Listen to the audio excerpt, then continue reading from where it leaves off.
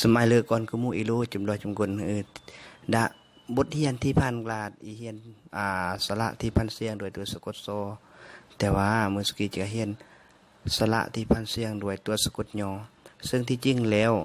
ตัวยอถ้ามือพยัญชนะจะมือตัวเอ็นห้อยหัวแต่เมื่อเปลี่ยนเป็นตัวสะกดจะมือตัววายเนาะแต่ว่าอ่านออกเสียงมือตัวยอมันมั่งแต่ว่าสำหรับตัวเอ็นที่ห้อยหัวนี้ก็มือตัวสะกดมันโยดแต่ว่าก็จะมือบทตัวโยดแล้วก็สำเนียงการออกเสียงต่างโยดแดกๆสำหรับบทกี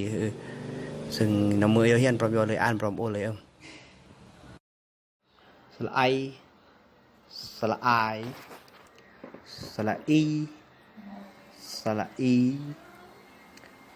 สระอุยสระอุยสระอุยสระอุย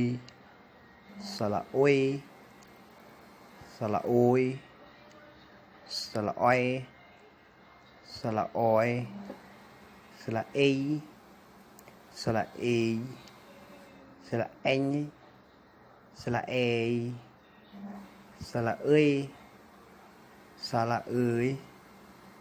สระเอ้ยสระเอ้ยสระเอีย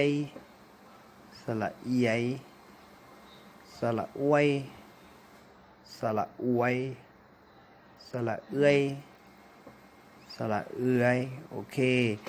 ก็โดยอันนี้คือสำหรับ6ตัวที่โอคิดกองสีแดงอันนี้แสดงเราก็อ่านอำเบือนและอีกอย่างก็อำเบือนที่ใส่แบบภาษาลาวหรือภาษากมูดีอำเบือนที่ใส่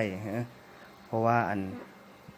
ส่วนมากก็ไม่ได้ใส่ดอกตัวจุ6ตัวจุกีแต่สำหรับที่อำเบือนขีดนี่แสดงว่าใส่ทุกตัวเลยโอเคขอบคุณยำที่ติดตามยังเพื่ออันโลกมูอีเลือเคลื่อนท้าเมื่อตาทึกต้องหรืออ่านทึกต้องหรือว่าเขียนผิดพลาดดังมือโปรดสามารถคอมเมนต์แล้วก็ตัดใต้คลิปวิดีโอแล้วก็กดไลค์กดแชร์ขอขอบคุณยำที่ติดตามยัง